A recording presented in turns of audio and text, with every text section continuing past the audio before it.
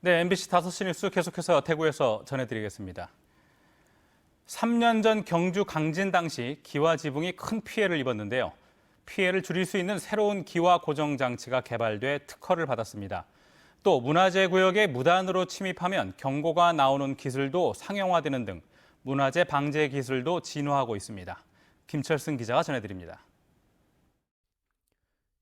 지난 2016년 규모 5.8의 강진에 경주의 한옥 기와 지붕이 큰 피해를 입었습니다. 5집의 한 집꼴로 기와가 떨어져 나갔습니다. 경주 지진 이후 기와 탈락을 줄이는 기술이 새로 개발됐습니다. 국립문화재연구소는 쉽게 설치할 수 있는 기와 고정장치 기술을 개발해 특허 등록을 마쳤습니다. 기와의 끝부분을 디귿자형 고리를 이용해서 고정을 시켜서 그 진동이 와도 혹은 태풍과 같은 큰 바람이 불어도 쉽게 떨어지거나 날아가지 않도록 고정하는 효과가 있습니다. 2년 전 여대생 3명이 첨성대에 올라가 셀카를 찍는 황당한 사건이 발생했습니다. 야간에 무단으로 국보에 올라가 놀아도 아무런 경고 조치가 없었습니다. 이제는 사물 인터넷 기술을 접목한 지능형 문화재 방제 시스템이 개발돼 이런 일에 제동이 가능해졌습니다. 누군가 무단으로 침입하면 레이더와 카메라가 정확하게 감지해 음성 등으로 경고를 보냅니다. 첨성대의 주변 2m는 출입 불가 지역입니다. 다른 곳으로 이동해 주시기 바랍니다. 지난해 충남 보령시에 시범 설치됐습니다. 예전에는 오작동이 많이 있었습니다. 지금은 카메라랑 레이더랑 여러 가지를 이용해서 사람과 차량에 대해서 정확하게 저희들을 구분해서 알려줄 수 있는 그런 기술을 개발하였습니다. 지진으로부터 문화재를 안전하게 보존하는 면진 기술도 국산화에 성공했습니다. 판과 판 사이에 쇠구슬을 넣을 경우 지진 충격을 흡수할 수 있어 경주 지진 이후 국립경주박물관과 진주박물관에 사용됐습니다. 귀중한 문화재를 보존하고 복원하는 기술도 점차 발전하고 있습니다. MBC 뉴스 김철승입니다. 요즘 송이 채취가 한창입니다. 하지만 최근에 밤 기온이 떨어진 탓에 기대했던 만큼 송이가 나오지 않아서 농민들이 작황부진을 걱정하고 있습니다. 성나규 기자가 취재했습니다. 지역에서 송이가 많이 나온다고 알려진 봉화군 제산면의 한 송이산입니다. 해발 600m 있는 소나무 숲속을 이리저리 뒤지며 송이를 찾아보지만 눈에 잘 띄지 않습니다. 반나절 동안 뒤져 겨우 송이 6개를 수확했습니다. 요 자리도 거기서부터 해가지고 요렇게 해가지고 여기까지 나는 게 송이 50개에서 60개 나와요. 놀개는 지금 아직 한 개도 보이질 않아요. 실제로 국내 최대 송이 산지인 경북 지역은 올가을 산림조합 송이 공판량이 지난 19일 기준 1.7톤에 그쳤습니다.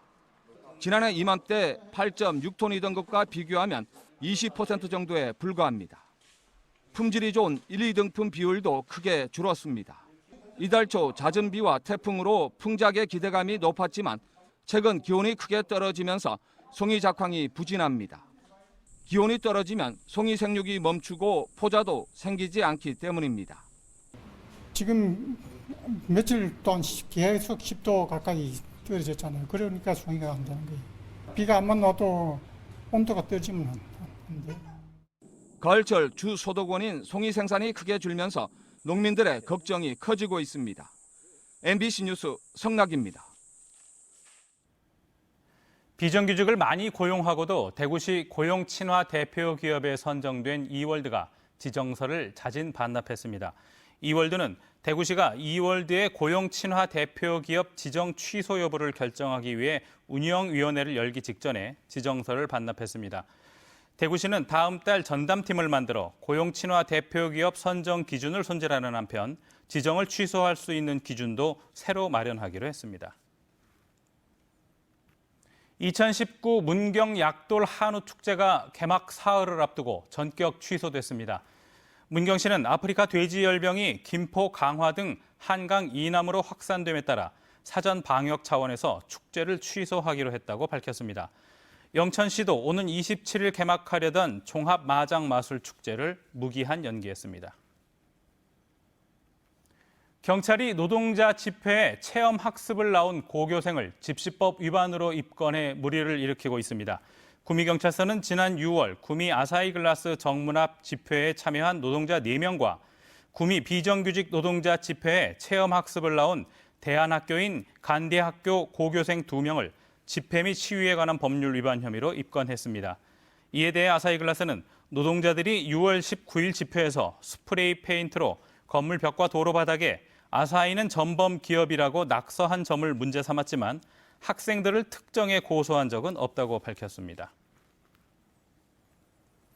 교통사고 시비로 상대 운전자를 때린 혐의로 약식 기소된 60대 남성이 정식 재판을 청구했다가 벌금을 2배 더 물게 됐습니다. 대구지법 형사 11단독 김태환 판사는 상해와 재물손괴 혐의로 기소된 68살 A씨에게 약식 기소 벌금보다 2배 많은 벌금 300만 원을 선고했습니다. 김 판사는 피고인이 반성하지 않고 피해자 탓을 하는 등 죄질이 좋지 않아 약식 명령 벌금으로는 부족하다고 밝혔습니다. 창단 첫 상위 스플릿 진입을 노리는 프로축구 대구FC가 오늘 전북 원정에서 총력전을 예고했습니다.